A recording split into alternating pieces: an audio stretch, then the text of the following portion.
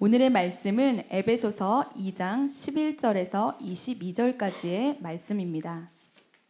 에베소서 2장 11절에서 22절까지의 말씀입니다. 저와 함께 교독하도록 하겠습니다. 제가 먼저 읽겠습니다. 그러므로 생각하라. 너희는 그때에 육체로는 이방인이요 손으로 육체에 행한 할례를 받은 무리라 칭하는 자들로부터 할례를 받지 않은 무리라 칭함을 받은 자들이라. 그때 너희는 그리스도 밖에 있었고 이스라엘 나라 밖의 사람이라. 약속의 언약들에 대하여는 외인이요 세상에서 소망이 없고 하나님도 없는 자이더니 이제는 전에 멀리 있던 너희가 그리스도 예수 안에서 그리스도의 피로 가까워졌느니라. 그는 우리의 화평이신지라. 둘로 하나를 만드사 원수된 것 곧 중간에 막힌 담을 자기 육체로 허시고 법조문으로 된 계명의 율법을 폐하셨으니 이는 이 둘로 자기 안에서 한 세 사람을 지어 화평하게 하시고 또 십자가로 이 둘을 한 몸으로 하나님과 화목하게 하려 하심이라.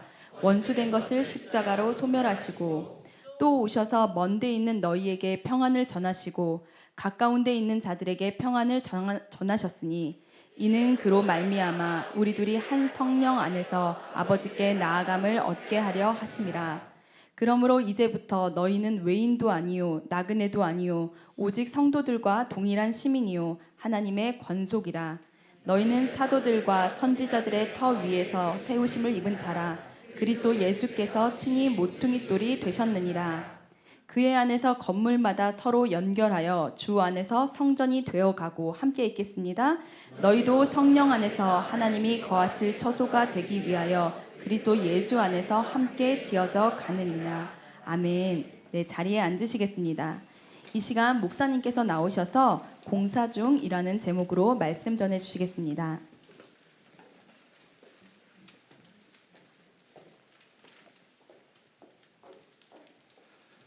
순전한 교회 주일 예배 오신 여러분 모두를 주님의 이름으로 환영합니다. 잘 오셨습니다. 우리 기도하고 말씀 전하도록 하겠습니다. 하나님 감사합니다. 주님 사랑하는 마음 가지고 이 시간 주의 말씀 앞에 섭니다. 우리의 머리가 아니라 우리의 지혜가 아니라 성령께서 보게 하시고 알게 하셔서 각자가 온전하게 오늘 선포되는 말씀 속에 주님이 주시는 분명한 은혜의 말씀을 취하게 하여 주시고 그 말씀을 가지고 나아가 세상에서 아버지 하나님 말씀의 열매를 맺을 수 있도록 우리 성도님들과 함께하여 주시옵소서. 이 시간 오직 주님만 영광 받으시고 우리와 함께 하실 주님을 기대하며 섭니다. 감사하며 예수 그리스도 이름으로 기도합니다. 아멘. 지난주 말씀이 사실은 굉장히 좀 힘든 말씀이었습니다. 이런 거라고 할 수 있겠죠. 성경에 보면 이 돌직구 같은 말씀들이 몇 구절이 있는데 그 중에 한 구절이 아닐까 싶은 생각이 듭니다. 그러니까 오늘 말씀도 그렇고 에베소서 2장은 초신자들을 위해서 아니면 예수 그리스도를 모르는 사람들을 위해서 쓴 말씀이 아니라 이미 신앙생활을 하고 있는 사람들, 예수님을 나의 구주로 영접했다고 하는 사람들에게 전하는 메시지예요. 근데 그 메시지를 보면 그 메시지가 지난주에 본 게 어떤 내용이었습니까? 예수 믿는 사람들 중에 영적 사망 상태에 있을 수 있다는 겁니다. 영적 사망 상태가 뭐라고 그랬죠? 불순종의 아들들 가운데 역사하는 영, 원수마귀 사탄의 지배를 받으면서 세상의 풍조를 좇고 세상의 흐름과 가치관과 문화와 세상의 것들, 그것이 전부가 되어 살아가고 또 내 마음과 육체가 원하는 대로 살아가는 게 영적인 사망 상태다. 그 얘기를 교인들에게 왜 하겠어요?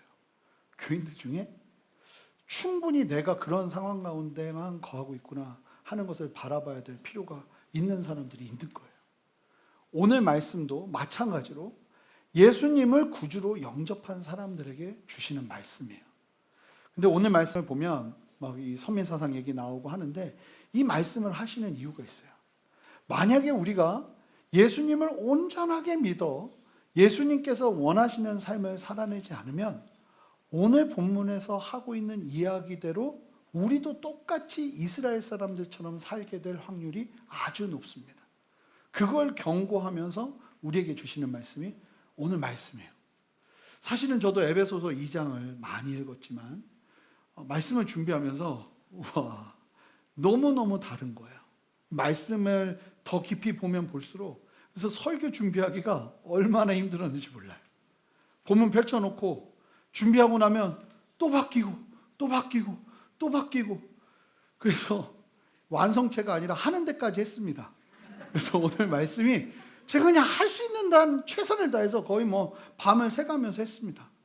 그렇다고 제 노력으로 할 수 있는 거겠어요? 주님께서 보여주신 만큼 저는 여러분들과 나눌 텐데 이 말씀이 저와 여러분들에게 아주 분명한 가르침이 되었으면 좋겠습니다.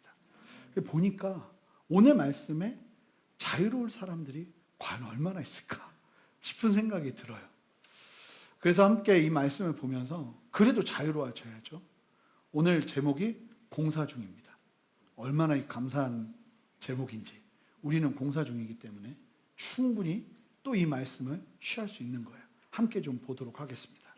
자, 그러면 말씀을 들어가 보도록 하겠습니다. 하나님께서 아브라함을 부르시면서 이스라엘이라는 민족의 역사가 시작됐습니다.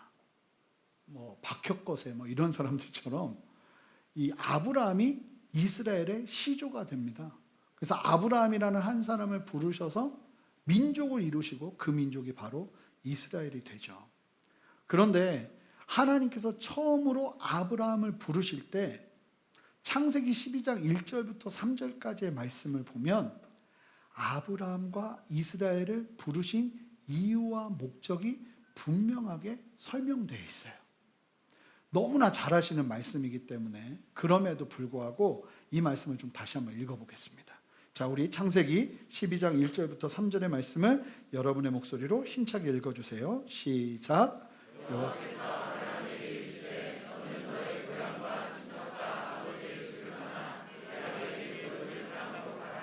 내가 너로 큰 민족을 이루고 내게 복을 주어 내 이름을 창대하게 하리니 너는 복이 될지라. 너를 축복하는 자에게는 내가 복을 내리고 너를 저주하는 자에게는 내가 저주하리니 땅의 모든 족속이 너로 말미암아 복을 얻을 것이라 하신지라. 자, 이 말씀을 통해서 하나님은 왜 아브라함을 부르셨는지, 왜 이스라엘 백성들을 그 많고 많은 민족과 나라 중에 특별하게 선택해서 하나님께서 세우셨는지, 우리로 따져본다면 왜 구원하셨는지, 이것과 유사한 이유가 분명하게 설명되고 있어요. 두 가지를 명시하는데, 첫 번째, 하나님께서 왜 아브라함과 이스라엘 백성들을 부르셨는가? 첫 번째 이유는 이스라엘을 복되게 하게 하려고 부르셨습니다. 여러분, 이게 우리를 하나님께서 부르신 첫 번째 목적이에요. 할렐루야. 여러분, 하나님은요, 먼저 최선을 다해서 여러분 한 사람 한 사람을 복되게 하십니다. 여러분들을 구원하십니다. 여러분들에게 영원한 생명을 주십니다. 여러분들 한 사람 한 사람에게 한없는 은혜를 부어주시는 분이 하나님이세요. 이게 처음 시작이에요. 하나님과의 만남에. 그리고 두 번째, 이스라엘을 통해서 열방의 복이 흘러가도록 하기 위해 부르셨습니다. 이게 두 번째 이유예요. 자, 그래서 단순히 이스라엘만 복을 받고 누리며 얻게 하시는 것이 아니라 이스라엘에게 허락하신 하나님의 축복을 옆에 사람들이 보면서 우리와는 다른 무언가가 있네 하는 것들이 보여지면서 함께 하나님을 바라보고 그 안에서 이스라엘이 받은 축복을 동일하게 나누게 하도록 하기 위해서 이스라엘 백성들을 축복의 통로로 부르신 거예요. 이게 두 번째 하나님의 부르신 목적이었어요. 이스라엘을 하나님께서 택하고 부르신 이유였습니다. 자, 내가 복이 되는 것도 너무 중요하고 여러분 다 복이 되셔야 됩니다. 여러분들이 다 복을 누리셔야 됩니다. 하나님께서 주시는 축복을 마음껏 누리셔야 됩니다. 별로 누리고 싶지 않으신 것 같아요. 누리셔야 합니다. 아멘. 진짜 이게 내 복이 돼야 돼요. 예수 그리스도를 알므로 말미암아 생명이 내 안에 넘쳐 흘러야 돼요. 이게 기본이에요. 여러분들 다 그렇게 이게 복 누리는 게 미안하면 안 돼요. 하나님께서 주시는 복을 마음껏 누리고 사모하고 소망하면서 주님 앞에 갈급함으로 나가야 돼요. 그리고 막 마시고 막 누리고 막 그렇게 그 복 안에서 여러분들이 건강하게 서야 돼요. 이것도 굉장히 중요해요. 근데 이것만큼이나 중요한 게 뭐냐면 두 번째 부르심이에요. 무엇입니까? 열방의 축복의 통로가 되는 데까지 나아가야 돼요. 하나님께서 실제로 이스라엘 백성들을 어디서부터 시작하시냐면, 이스라엘 백성들을 부르시고 어디서부터 시작하시냐면 복 주시는 데서부터 시작합니다. 근데 이 복 주시는 타이밍이 기가 막힌데, 아브라함 때 제대로 복을 주신 것도 아니고, 이삭 때도 아니고 그 아들, 또 그 아들 야곱 때도 아니고 그 아들 요셉 때도 아니에요. 아브라함 이후에 430여 년, 아니 아브라함 세대까지 따지면 거의 뭐 500년, 600년 가까이 되는 시간 동안에 사실은 그 중요한 약속하신 복은 이루어지지 않아요. 언제 이루어지냐? 이 복이 임하는 타이밍도 사실은 우리에게 주는 메시지가 굉장히 크거든요. 하나님의 축복의 타이밍이 언제 이루어지냐면, 아시는 것처럼 이스라엘이 애굽에서 430년간 지내면서 실패하고 노예로 전락해버린 그때, 쉽게 말하면 내 힘으로 그 악의 굴레를 벗어날 힘이 없어요. 길도 없어요. 능력도 없어요. 완전히 영적으로 육적으로 파산 상태에 있던 그때에 하나님께서 복이 되게 하십니다. 그때서야 비로소 그 약속하신 복을 주기 시작해요. 여러분, 이 하나님의 복 주시는 타이밍이 여러분들에게 소망이 되시기를 주님의 이름으로 축복합니다. 어떤 분들이 나는 이상하게 지금 완전히 영적인 파산 상태, 삶의 파산 상태, 나에게 소망이 있을까? 여러분, 이 말씀이 여러분들에게 생명이 되어서 그런 분들의 상황일수록 더욱 기대하고 소망하는 바가 일어나시기를 주님의 이름으로 축복해요. 하나님의 복이 내게 주어질 때구나.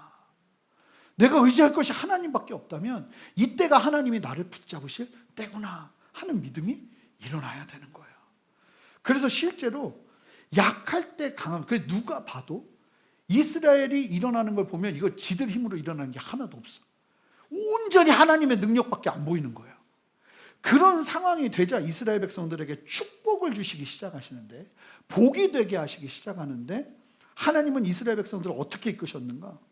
하나님을 모르는 백성들, 하나님께 선택받지 못한 이방인들과는 첨예하게 다르게 온갖 기적과, 여러분 아시잖아요? 그 요단강을 건너는 사건도, 이스라엘 백성들이 가나안으로 들어가는 요단강을 건너는 사건도 갑자기 하나님께서 훅 바람 불게 하셔서 마른 게 아니라 요단강 상류에 천재지변이 일어나요. 그래서 큰 산사태가 일어나면서 임시적으로 댐이 만들어져 버립니다. 그러면서 물이 줄어버려요. 그러니까 모든 상황과 환경과 천재지변까지도 이스라엘을 돕기 시작하는 거예요. 그거를 사람들이 봐요. 그러면서 두려워하기 시작해요. 우리와는 너무나 다른 싸움의 방식, 우리와는 너무나 다른 하나님의 축복이 보이기 시작하면서 이스라엘 백성들을 세상과는 비교할 수 없게 복으로 완전히 채워버리십니다.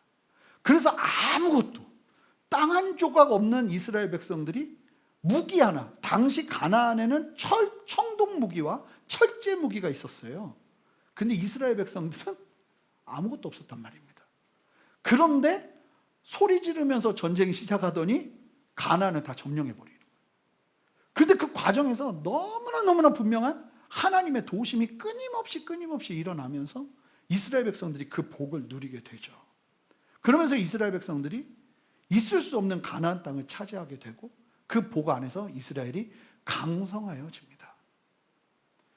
하나님께서 이스라엘 백성들을 이스라엘뿐만 아니라 온 열방 안에서 우뚝 솟게 하신 거예요.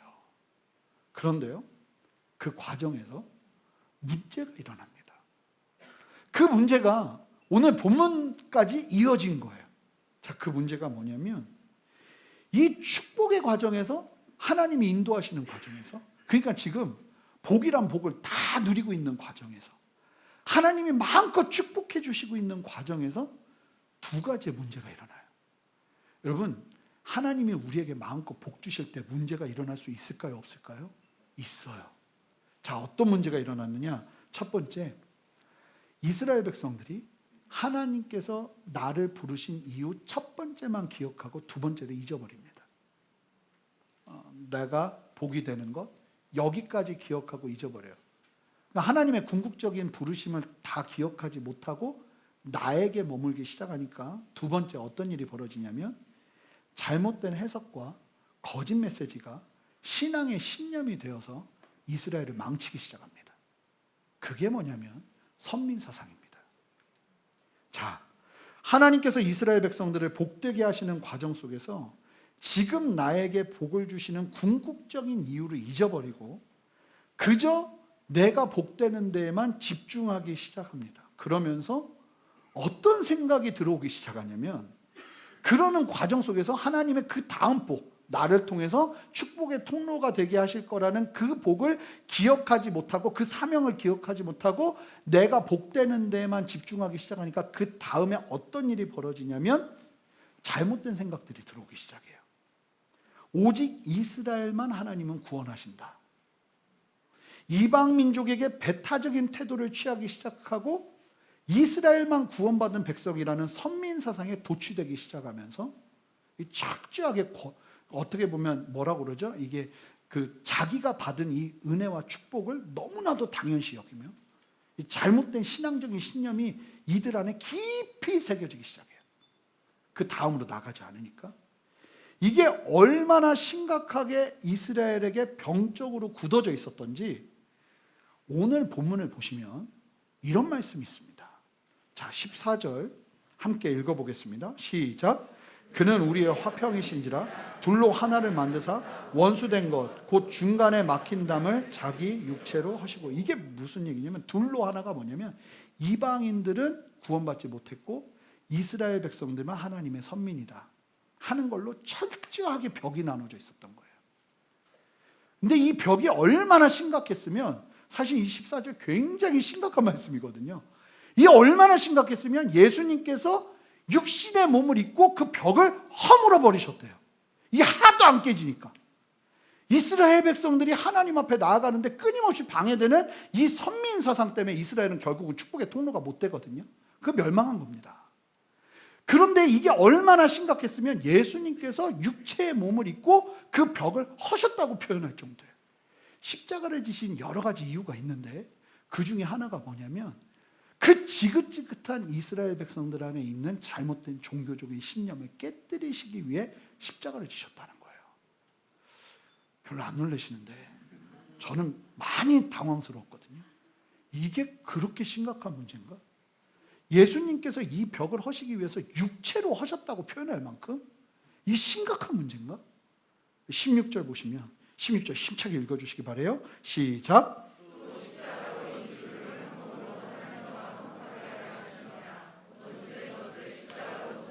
뭐라고 말합니까? 십자가로 없애버렸대요. 이 한계, 이 잘못된 벽, 이 주로부터 오지 않은 신앙의 신념으로 세워진 선민 사상을 십자가로 소멸해 버리셨대요.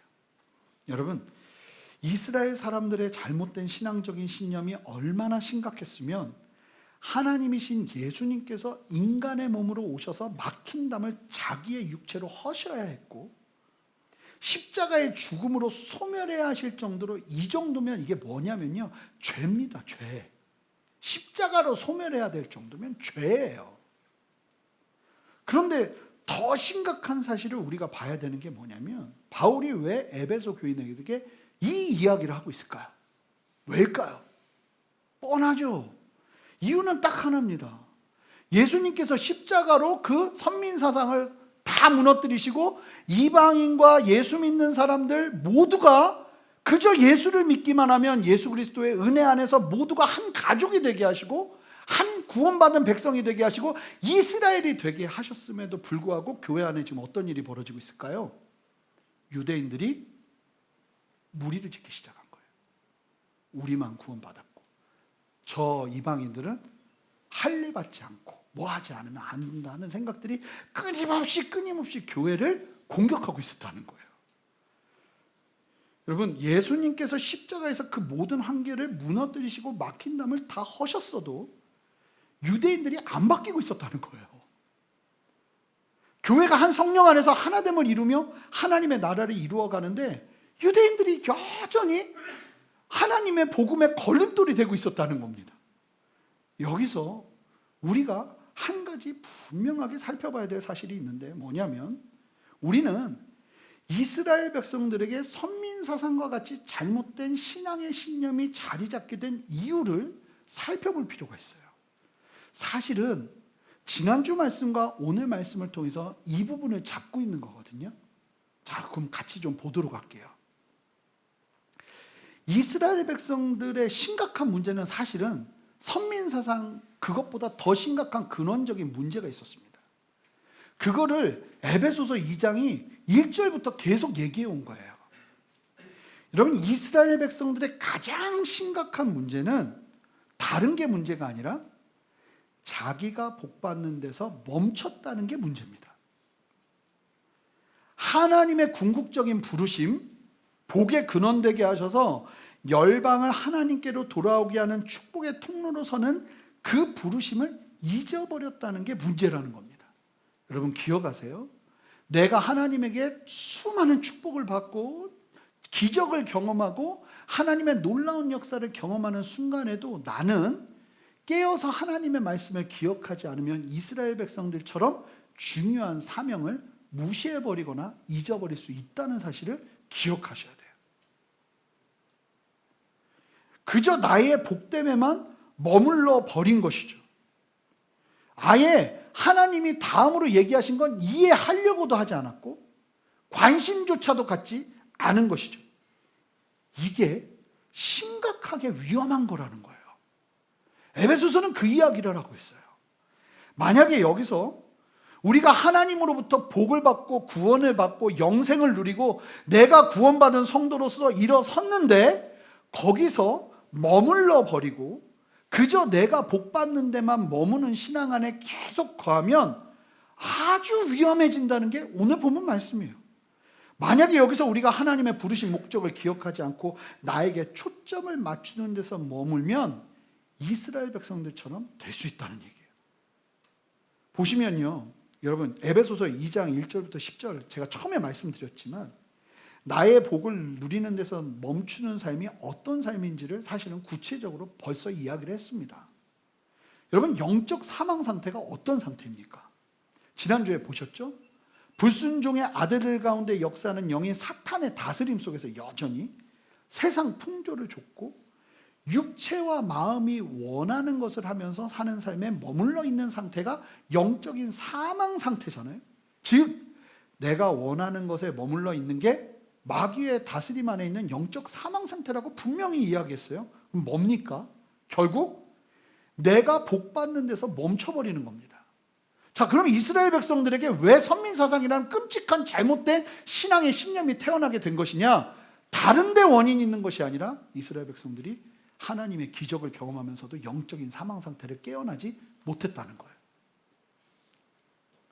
이스라엘 백성들이 하나님의 선택과 이끄심을 받았으면서도 여전히 자신들이 복을 누리는 삶에 머물고 하나님께서 궁극적으로 부르심 열방의 축복의 통로가 되는 것을 망각해버린다면 결국은 그런 하나님의 백성들과 하나님의 사람들이 어떠한 것을 만들어내기 시작하냐면 거짓된 신념을 만들어내기 시작하고, 그러면 어떤 일이 일어나는지를 오늘 말씀이 보여주는 거예요.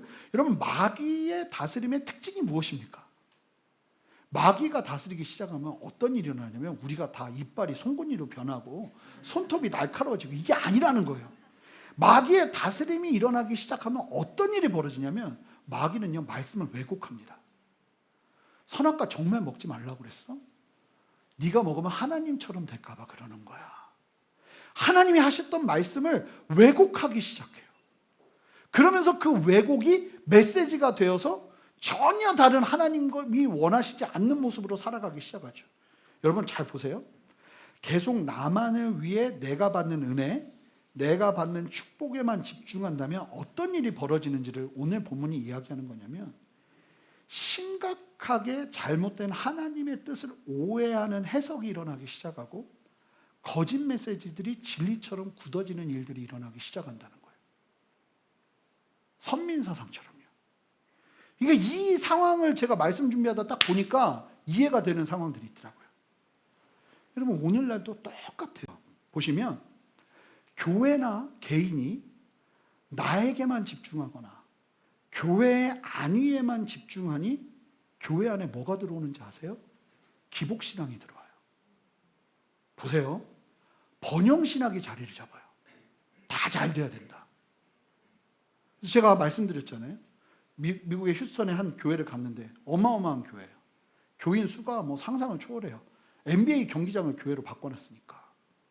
근데 그 교회에서 복음을 이야기하지 않아요. 십자가를 이야기하지 않아요. 긍정적인 마인드와 번영을 이야기해요. 다 잘 돼야 된다고. 왜 그러는가? 다른 게 아니라 우리가 하나님이 말씀하시는 진리를 따라 그 다음으로 넘어가지 않고 나의 복, 나의 삶에만 머물기 시작하면 그 삶은, 그 사람의 삶이나 그 사람들이 함께하는 공동체에는 잘못된 거짓 메시지들이 자리 잡기 시작해요. 그래서 진리가 아닌 거짓된 신념을 진리처럼 여기면서 목숨 걸고 싸우는 거죠. 예전에 80년대 초반, 80년대 후반, 90년대 뭘로 싸웁니까, 교회가?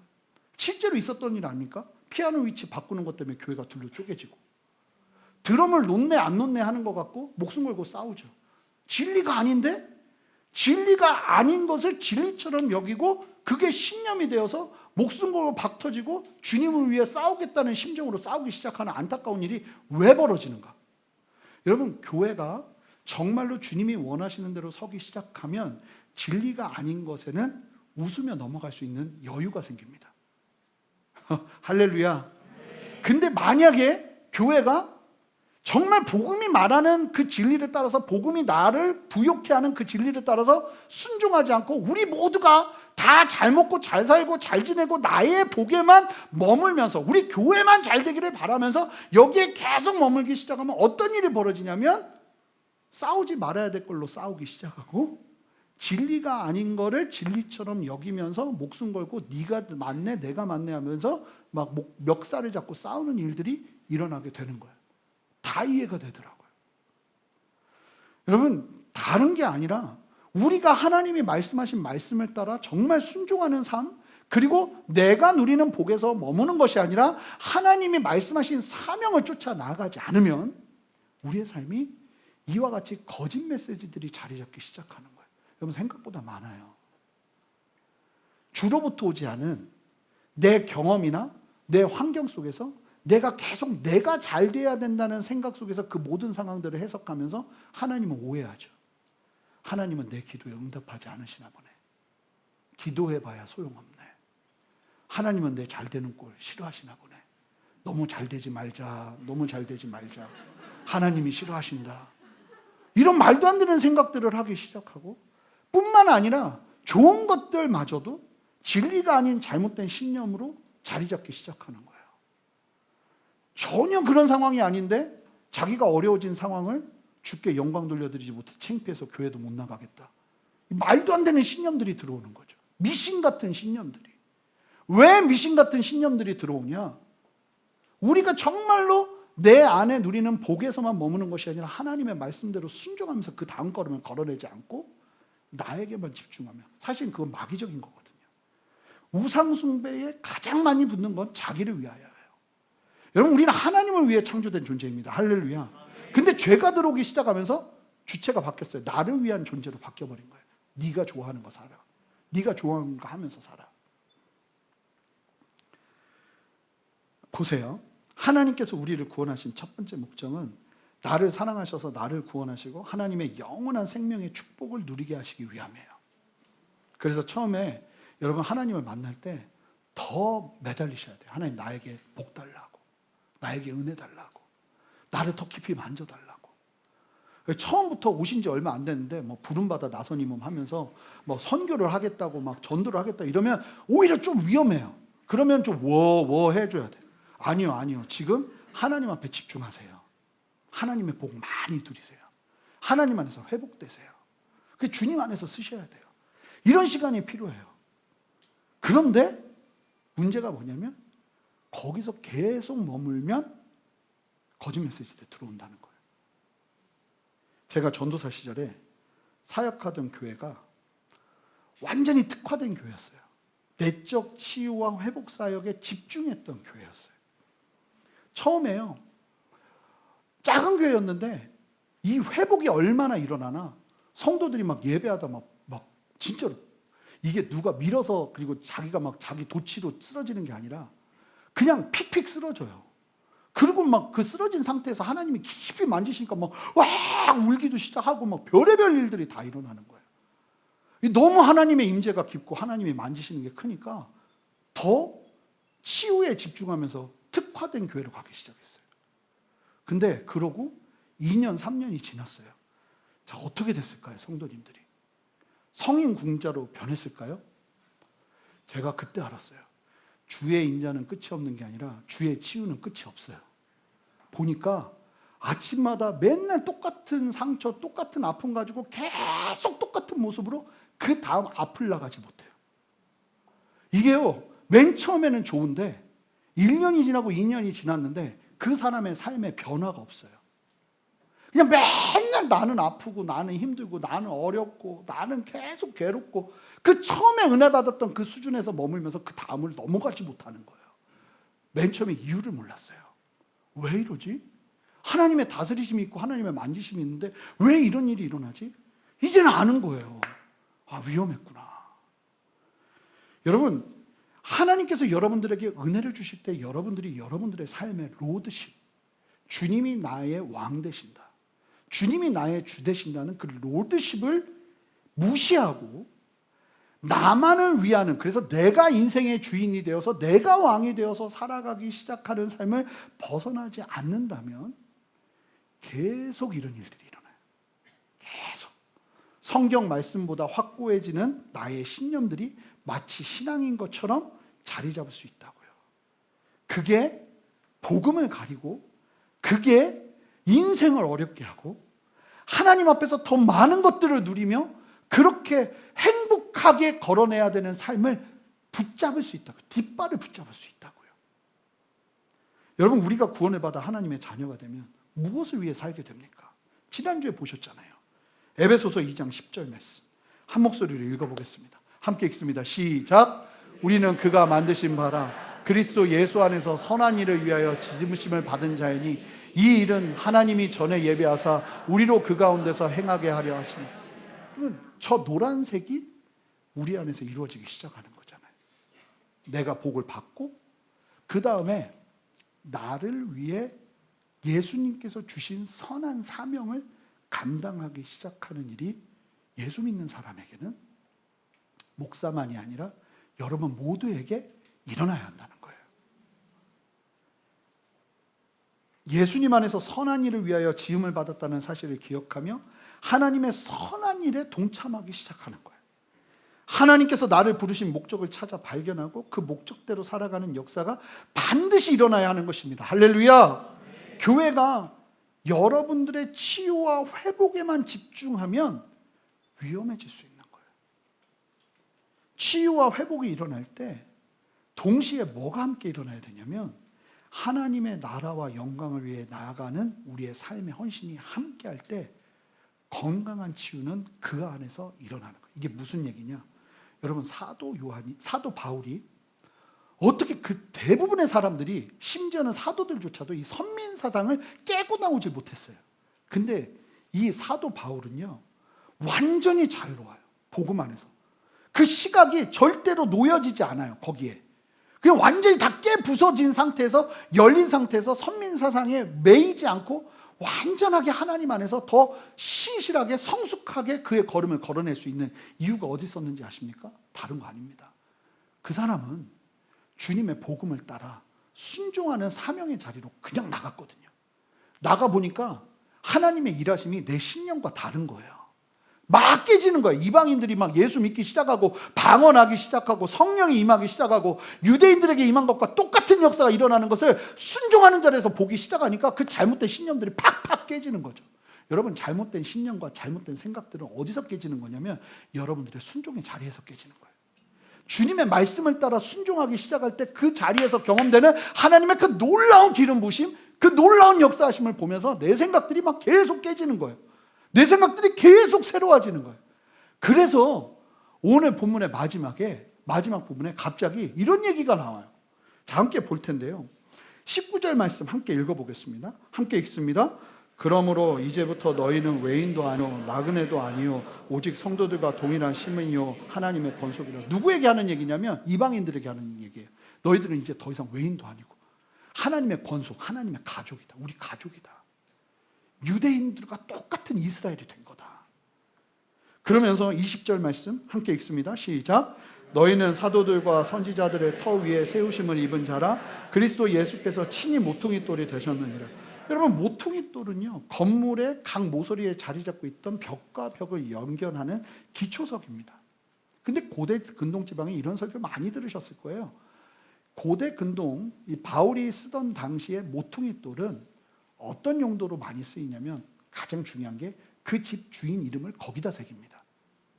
그래서 모퉁이 돌을 보면 그 집 주인이 누군지를 알아요. 여러분, 우리가 주님 안에서 변화되면서 우리 집, 내 인생의 집에 모퉁이 돌은 누가 되신다는 거예요? 예수님. 우리의 인생의 주인은 누구라는 거예요? 예수님이라는 거예요. 예수님이 모퉁이 돌이 되셔요. 그러면서 소유주가 예수님. 내 사인하면 안 돼요, 거기다.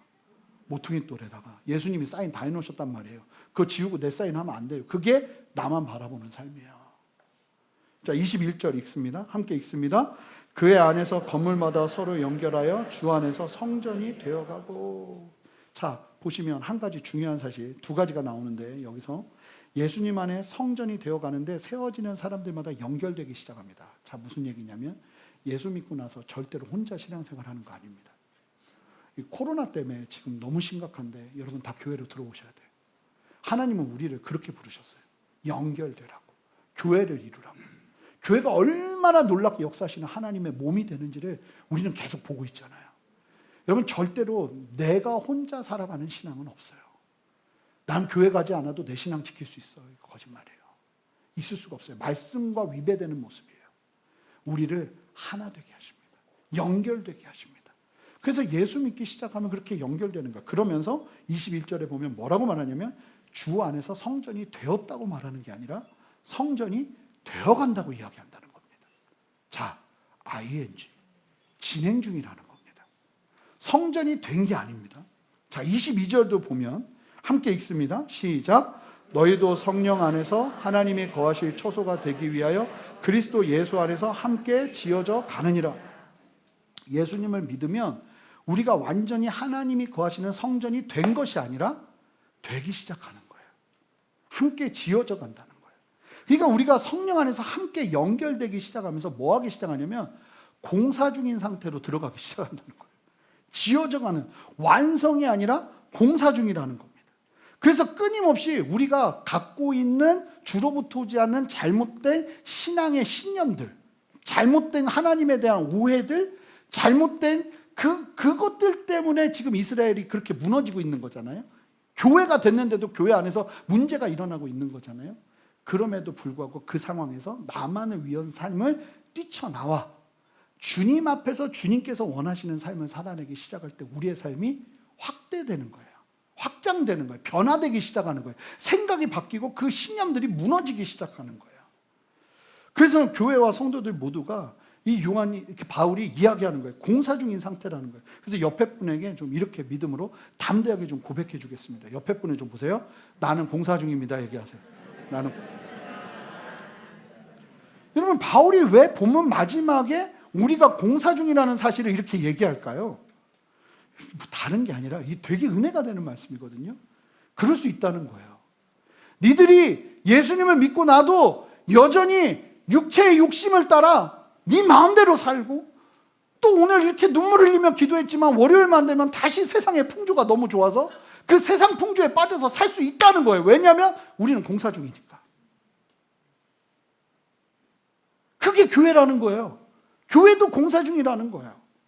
그러면서 다시 진리를 알고 진리가 아닌 건 버리자고 말하고 있는 바울의 도전인 거예요. 이제 다시 얘기하는 거예요. 예수님께서 그거 다 무너뜨리셨으니 이제 더 이상 분리하지 말고 화평케 하는 일 하자. 우리는 공사 중이니까 또 일어서자. 여러분 보니까요, 우리가 계속 변화되는 거예요. 실제로 그렇더라고요. 제가 생각해 보면 예수님을 알기는 일찍 알았지만 예수님을 인격적으로 영접한 건 고등학교 2학년 때예요. 근데 제가 고등학교 2학년 때 구원 받았을 때 갖고 있는 믿음이 지금 생각해 보면 거기에 얼마나 잘못된 거짓 신념들이 들어가 있고 잘못된 내 생각들과 기대들이 들어가 있었는지 이런 생각이 드는 거예요. 주님이 나를 어떻게 구원하셨는가? 내 말도 안 되는 작고 작은 그냥 제대로 알지도 못하고 예수님 믿는다고 했던 그 믿음이 점 하나가 그냥 뚝 하고 바늘구멍 같은 구멍이 생겼는데 예수님이 그 구멍 보고 됐다 하면서 찍고 나오셔서 나를 구원하신 거더라고요. 무슨 얘기냐면 내 구원이 내가 예수님 믿는다는 믿음의 수준이 정말 형편없었어요. 그런데 점점 알기 시작한 거죠. 나를 구원하신 이유가 나만 잘 되기 위한 게 아니구나. 집에다가 세계지도 붙여놓기 시작하고 모르는 나라 붙잡고 울기 시작하고 기도하기 시작하니까 하나님이 점점 저의 지경을 넓혀주시더라고요. 나를 위해서 사는 것보다 할 수만 있다면 주님 위해서 살겠습니다 하고 제 삶을 드리기 시작하니까 제 잘못됐던 신념들, 잘못됐던 생각들, 주로부터지 않은 신앙들, 잘못된 기대들 하나하나 바꿔가시면서 그래도 여기까지 온 거예요. 그래서 이 정도 다행이죠. 앞으로 이제 훨씬 더 고쳐갈 게 많지만 공사 중이라는 거예요. 여러분 성도들과 교회는요 완성된 공동체가 아닙니다. 여러분은 완성된 사람들이 아닙니다. 완성된 척 하는 것도 웃기는 거예요. 종교적 아집과 잘못된 신념이 돌덩이처럼 굳어진 상태에서 우리는 같이 신앙생활을 해요. 그래서 다 지금 말씀 잘 듣는 것 같지만 나만의 내가복음들이 다 있어요. 내가복음들이. 그래서 그 내가복음 갖고 주님이 아무리 말씀하셔도 깨지지 않는 내가복음 갖고 나아가는 거죠. 그런 우리들이 함께 모여서 나의 안위만을 위해 사는 게 아니라 복을 주신 이유가 있지. 나를 구원하신 이유가 있지. 라는 것을 생각하면서 그 이유를 찾아 선교부 모임도 가고 주일학교 교사도 하고 성경 공부도 하고 중보기도도 하고 주일 예배도 드리고 아침마다 주시는 말씀을 따라 순종도 하고 그렇게 나만을 위한 삶이 아니라 주님이 원하시는 그 다음의 삶으로의 한 스텝을 더하기 시작할 때 우리가 점점 세워져 가기 시작하는 거예요. 이스라엘을 보세요. 1000년이 넘는 시간 동안 굳어진 선민 사상에서 한 자락도 나를 위한 삶 그 다음으로 넘어가질 않으니까 이스라엘은 그 상태에서 한 발자국도 앞으로 나가지 못합니다. 주님의 몸은 그런 곳이 아니라는 거예요. 날마다 깨어지고 설계도인 말씀을 따라 다시 수정되고 보완되며 지어져가는 생명의 공동체인 거예요. 저도요 말씀을 이렇게 막 주님의 뜻이겠거니 하고 전하지만 이게 진짜 아닐 수도 있어요. 그렇다고 또 그렇게 그런데 그러면 제가 또 얘기하겠죠. 그러면 여러분들이 목사가 어떻게 저럴 수 있어가 아니라 저분도 공사 중이구나 하는 생각으로 저를 바라보는 은혜가 필요한 거예요.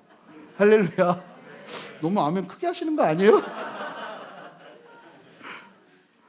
그게 생명의 공동체인 거예요. 여러분들도 마찬가지예요. 다 맞다고 생각하죠? 아니요. 그 안에 수많은 잘못된 아집들이 가득 차 있어요.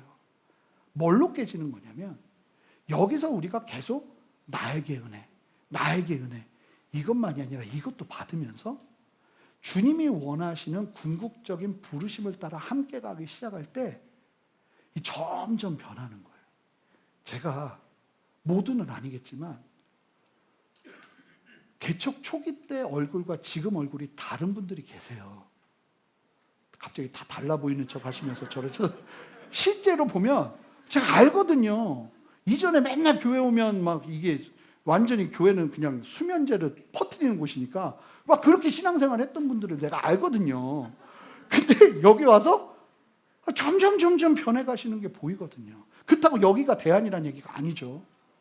은혜 가운데 그런 분들이 실제로 계시는 거예요. 이게 맞다는 거예요. 왜 그렇게 되느냐? 개척교회니까 어찌됐든 누군가 일해야 되잖아요. 거기는 안 해도 다 잘 돌아갔는데 여기는 한 명 안 하면 여럿이 피곤해집니다.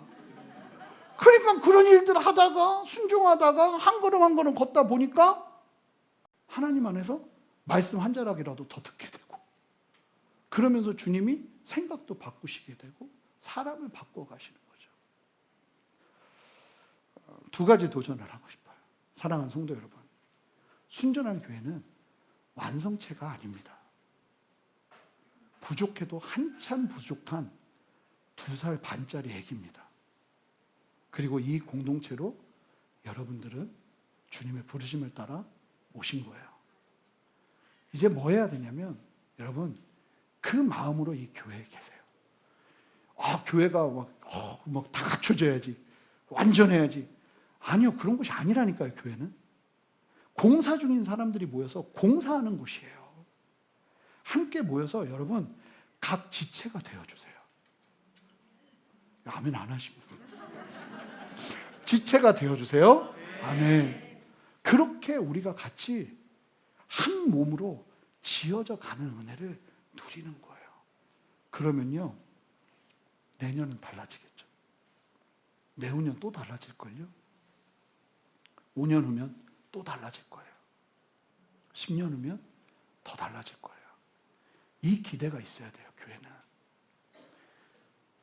생각이 다르고 자라온 환경이 다르고 성격이 다르더라도 우리는 같은 영이 같습니다. 성령 안에서. 이 교회 안에서 함께 한 마음을 누리는 거죠. 두 번째, 하나님의 선하신 뜻, 나를 구원하신 궁극적인 목적을 깨달아 그 목적에 맞는 삶으로 변화되어져 가는 걸음을 반드시 걸어내시기를 주님의 이름으로 축복합니다. 리고럴 목사님의 목적이 이끄는 삶, 너무나 유명한 도서죠. 그 책을 보면 예수님께서 우리를 구원하신 5가지 이유를 말씀을 근거해서 잘 설명해 줬어요. 저는 그것을 보여드리겠습니다. 5가지로 말하는데, 첫 번째, 하나님이 우리를 왜 구원하셨는가? 이거 누리셔야 되는 거예요. 하나님을 사랑하고 우리가 하나님의 기쁨을 위해 창조되었다. 내가 하나님의 기쁨을 위해 창조되었다. 넌 쓸모없는 존재가 아니라, 너 왜 태어났니? 하는 게 아니라 너는 나의 기쁨을 위해 창조된 존재야 하는 것을 누리셔야 돼요. 이거 마음껏 누리세요. 할렐루야. 마음껏 누리세요. 두 번째, 하나님의 이웃을 사랑하는 거예요. 그 삶으로 나가야 돼요. 여러분, 요한일서 말씀 기가 막히거든요. 이 사랑이 얼마나 중요한지. 요한이 세상의 끝까지 다 봤거든요. 요한계시록 쓰고. 그러고서 요한일서 쓴 거거든요. 세상에 가치 있는 게 뭐고 마지막에 남는 게 뭔지 다 보더니 요한이 죽을 때까지 들것에 실려다니면서 한 말이 딱 하나예요. 뭐냐면 사랑하십시오. 서로 사랑하십시오. 그만큼 가치 있는 거예요. 그 일을 위해서 우리가 살아가는 거예요. 세 번째, 예수님을 닮아가는 거예요. 생각하기 시작하는 거죠.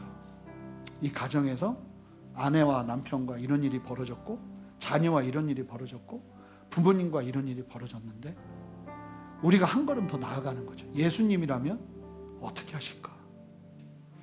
직장에서 동료들과 갈등이 일어나고 많은 어려움들을 겪을 때 너무 힘들고 포기하고 싶은데, 그때 우리가 어떤 변화가 일어나는 거냐면 예수님이라면 어떻게 하실까?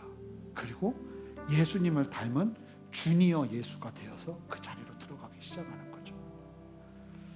이웃을 사랑하는 수준이 아니라 섬기는 수준으로 한 걸음 더 나아가기 시작하는 거예요. 여러분, 섬김이 여러분들에게 기쁨이 되시기를 주님의 이름으로 축복합니다. 마지막이 뭘까요? 복음 전파예요. 복음 전파. 예수 복음 증거하는 삶으로 여러분들이 살아내기 시작하는 거죠. 만약에 예수 그리스도를 믿고 있음에도 불구하고 이 5가지를 온전하게 누리지, 여러분 어려운 거 아니에요. 주님을 위해서 살라는 건 어려운 거 아니에요. 이 5가지를 온전하게 누리며 사는 거예요. 여러분, 세상 풍조에 어떻게 100% 자유로울 수 있겠어요? 마음과 육신이 원하는 삶을 어떻게 100% 뿌리칠 수 있겠어요? 분명한 건 우리가 하나님께서 우리를 구원하신 목적을 기억하고 순종의 자리로 설 때 하나님께서 우리를 점점 세워가실 거라는 거예요. 이전보다 세상 풍조에 흔들리지 않는 나로, 어제보다 마음과 육체가 이끄는 삶이 아닌 성령을 따라 살아가는 삶으로 나를 더 낮게 이끌어 가시는 성령의 역사를 보게 될 거예요. 그리고 특별히 여러분, 이번 한 주 동안 좀 기도하셨으면 좋겠어요. 뭐냐면 잘못된 신념들이 파괴돼야 돼요. 내 안에 주로부터 오지 않은 잘못된 신앙, 잘못된 신념들.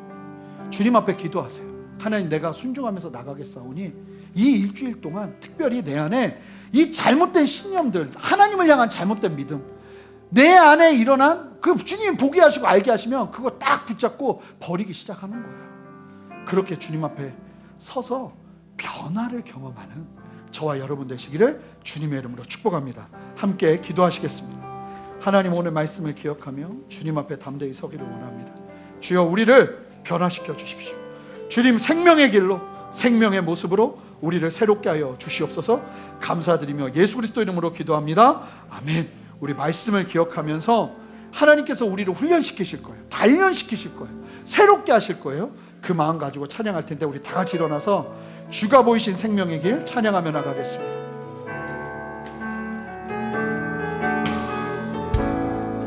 우리 함께 고백합니다. 주가 보이신 생명의 길, 나 주님과 우리 입술로 고백합시다. 상한 마음을 들이며 주님 앞에 나가리. 나의 의로움이 되신 주, 그 이름 예수. 나의 길이 되신 이름 예수.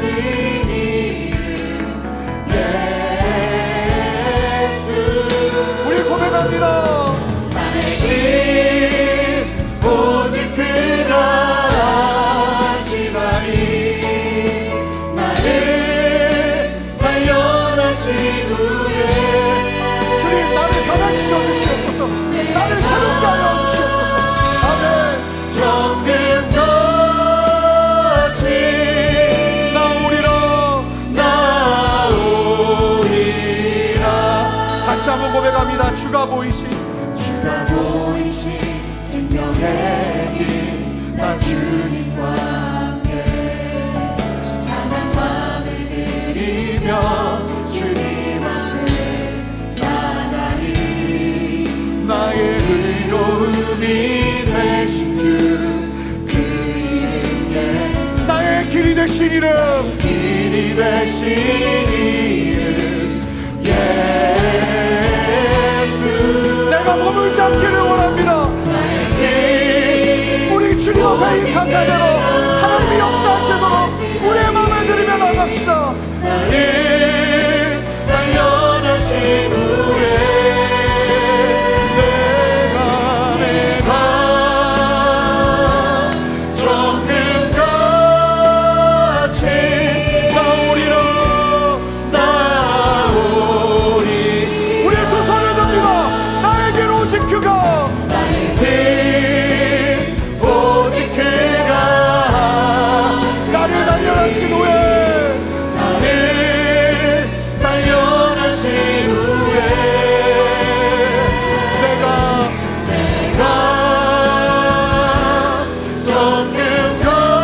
정금같이 나오리라.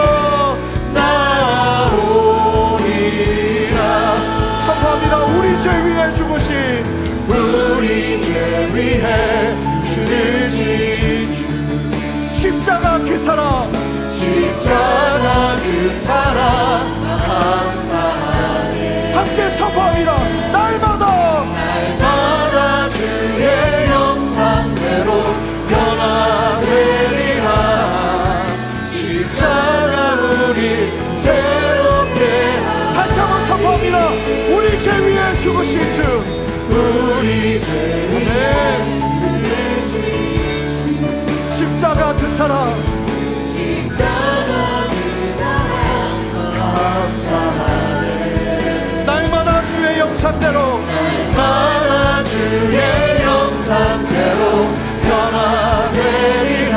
함께 두 손을 들고 하나님 나를 새롭게 하여 주시옵소서. 함께 선포합니다. 놀라운 사랑, 찬양하리라. 우리를 위해 생명 주셨네.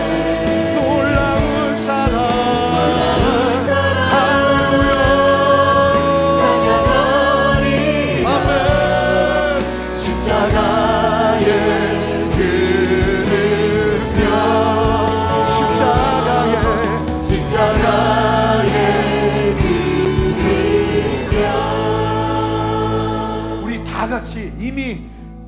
그렇게 살고 계신 분들도 다시 한번 다짐하면서 우리가 믿음으로 결단하기를 원하는데, 하나님, 내가 하나님으로부터 받는 복에만 머물지 아니하고 주님께서 나를 구원하시는 목적들을 온전하게 전부 다 이루어내는 삶의 자리와 순종의 자리로 내가 나아가겠습니다. 이 자리에 머물지 아니하고 내 한 사람의 삶에 머물지 아니하고 나를 구원하신 목적을 기억하며 주 앞에 순종하기를 원하오니 주님, 나를 사용하여 주시옵소서.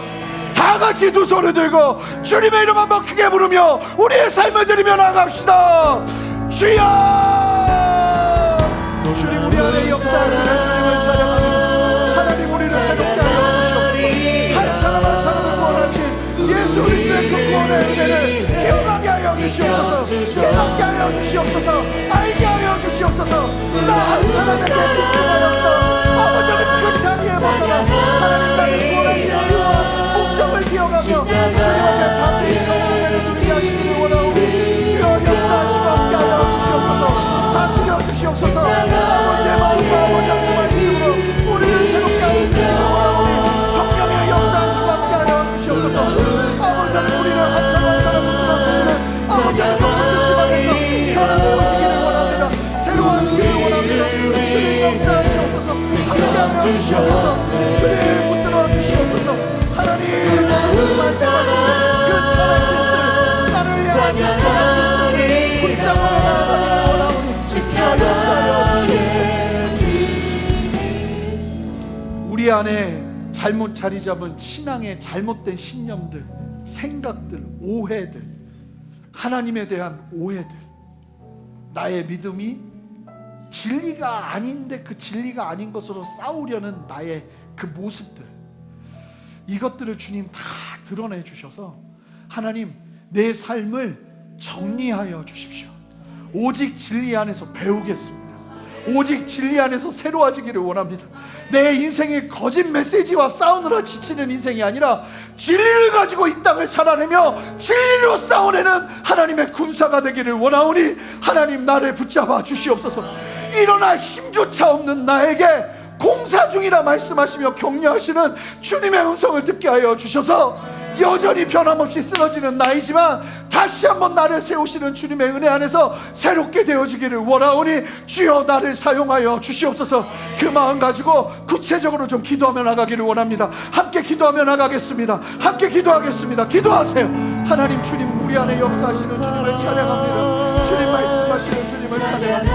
아버지 역사하시는 주님을 찬양합니다. 주님, 우리를 새롭게 하여 주시옵소서. 하나님, 우리의 마음 가운데 주로부터 오지 않은 거짓된 신념들, 주로부터 오지 않은 거짓된 메시지들, 아버지는 내 안에 아버지 나를 바라보면서 안일하게 바라보면서 나아가며 주로부터 오지 않은 잘못된 실망과 실패감, 아버지는 다 손을 봐주시기를 소망합니다. 주여, 우리를 새롭게 하여 주시옵소서. 아버지의 진리로 새롭게 하여 주시옵소서. 아버지의 말씀으로 새롭게 하여 주시옵소서. 아버지의 다스리심으로 새롭게 하여 주시옵소서. 오직 주님만을 바라보며 주님 앞에 세워지기를 원합니다. 주님, 그렇게 세워지기를 원합니다. 주님, 우리를 새롭게 하시고 좋게 하시고 주님 보게 하여 주시옵소서. 아멘. 아멘. 주님, 역사하시고 함께 하여 주시옵소서. 다스리시는 주님을 찬양합니다. 역사하시는 주님을 찬양합니다. 이끄시는 주님을 찬양합니다. 감사합니다. 역사하시는 주님을 찬양합니다. 우리 마지막으로 다 같이 두 손을 들겠습니다. 함께 두 손을 들고 하나님, 순전한 교회에 아버지의 몸된 교회의 지체로, 각 지체로 우리를 불러주셔서 감사합니다. 하나님, 교회가 공사 중이고 내 인생도 공사 중입니다. 하나님 안에서 지어져 가기를 원합니다. 하나님, 당신의 선하신 뜻 안에 우리를 하나 되게 하시고 한 몸으로 묶이게 하시고 모퉁이 돌이 분명해지는 역사를 우리 모두가 누리며 서게 하여 주시옵소서. 우리를 하나 되게 하여 주시옵소서. 함께 마지막으로 한 번 더 주님의 이름 크게 부르며 기도하며 나아갑니다. 주여! 주님 역사하시는 주님 찬양합니다. 아멘. 주님 역사하여 주시옵소서. 아멘. 주님 말씀하시고 다스려 주시옵소서. 하나님, 우리가 아버지를 지어져가는 몸으로 세워져가는 몸으로 완성되어져가는 몸으로 아버지, 우리 순전한 때는 당신의 손에 잡혀서 온전히 드러내시옵소서. 하나님, 성령의 성도님으로 아버지의 공사입니다. 하나님,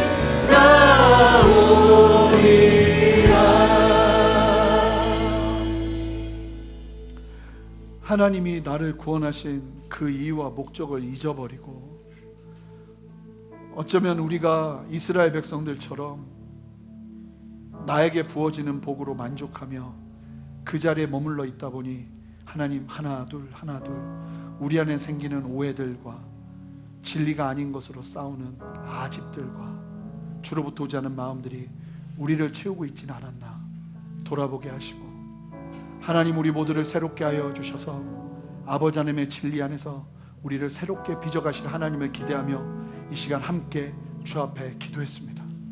성령께서 역사하여 주셔서 하나님 여기 계신 모든 성도님들 한 분도 그저 내가 누리는 은혜 안에만 머물지 않게 하시고 한 걸음 더 나아가 나를 구원하신 이유와 목적에 합당한 삶을 살아내는 참된 믿음의 결단과 새로운 한 걸음이 일어날 수 있도록 역사하여 주시옵소서.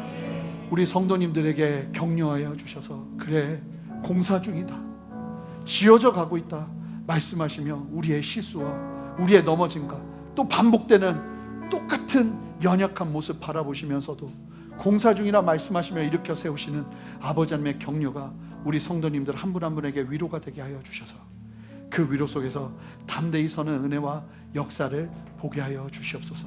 하나님, 내가 예수 그리스도를 믿고 구원받은 게 얼마나 기적 같은 일입니까? 내 심령이 영원히 죽지 아니하고 주님과 함께 새하늘과 새 땅에서 살아가게 된다는 사실이 얼마나 놀라운 특권입니까? 이 특권을 가지고서도 이스라엘 백성들처럼 선민사상이라는 한계에 묶이지 않도록 하나님 우리의 지경을 넓혀 주십시오. 순종의 걸음이 있게 하여 주십시오. 믿음의 걸음이 있게 하여 주십시오. 그 안에서 경험되어지는 하나님의 은혜 안에서 우리의 생각과 우리의 마음이 깨어지는 역사가 일어날 수 있도록 역사하여 주시옵소서. 그렇게 새 일을 행하실 주님 찬양합니다. 하나님 오늘 우리 모두에게 생명으로 역사하실 주님 기대하며 나가오니 주여 우리를 지어져가는 몸으로 불러주셔서 감사합니다. 우리를 더욱더 온전하게 주님의 뜻 가운데 세워주시옵소서. 감사드리며 예수 그리스도 이름으로 기도합니다. 아멘. 우리 주님께 영광의 박수 올려드리겠습니다. 할렐루야. 좋으신 하나님, 우리 안에 역사하시는 주님을 찬양합니다. 우리 함께 찬양하며 봉헌하며 나갑니다. 믿음나여 그 위에 서리라. 하나님의 나라는 무너지지 않으리. 믿음나요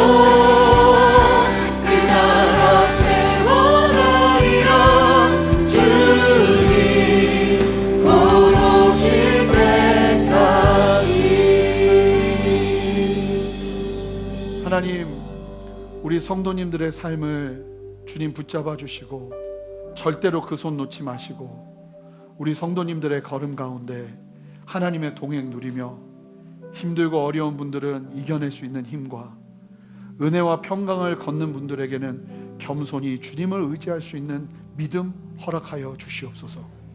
하나님, 우리 성도님들 손이 마르지 아니하도록 재정적인 축복 함께 하여 주시고 아버지 하나님 관계의 축복 함께 하여 주시고 어려움을 이겨낼 수 있는 육신의 힘과 영적인 지혜 또한 더하여 주시옵소서. 그래서 다음 주에 와서 예배 드릴 때에는 더 감사한 더 많은 영적인 열매 가지고 하나님께 영광 돌려드릴 수 있는 은혜 허락하여 주시옵소서. 거짓 메시지들과 잘못된 종교적인 신념들이 떠나가는 역사가 있어지게 하시고 하나님의 진리 안에서 우리 성도님들이 승리의 발걸음을 걸어내며 하나님 앞에 감사와 찬양을 올려드리는 역사를 보게 하시기를 원하오니 주여 함께하여 주시옵소서. 그렇게 새 일을 행하시는 주님을 찬양합니다. 역사하시고 함께하셔서 우리 모두를 온전한 주님의 몸으로 지어가시고 하나님의 도우심과 하나님의 역사하시는 그 생명의 손길을 놓치지 않고 누릴 수 있도록 함께하여 주시옵소서. 감사드리고 축복하며 존귀하신 예수 그리스도 이름으로 기도합니다. 아멘. 이제는 우리 주 예수 그리스도의 크신 은혜와 아버지 하나님의 무한하신 사랑과 성령의 내주하시며 교통하시는 신실한 역사하심이 오늘 말씀을 기억하며 주님의 진리 안에서 담대히 하나님의 말씀을 따라 순종하며 하나님께서 허락하시는 믿음의 걸음 온전하게 걸어내기를, 모든 한계와 모든 잘못된 신념들을 깨어버리며 주님의 진리 안에서 주님과 함께 지어져 가기를 함께 소망하는 예배하는 모든 성도님들의 머리 위에, 가정 위에, 직장 위에, 삶의 모든 터전 위에, 순전한 교회와 이 땅의 모든 교회들과 이 나라와 온 열방 위에 이제로부터 영원토록 함께 하시기를 간절히 축원하옵나이다. 아멘.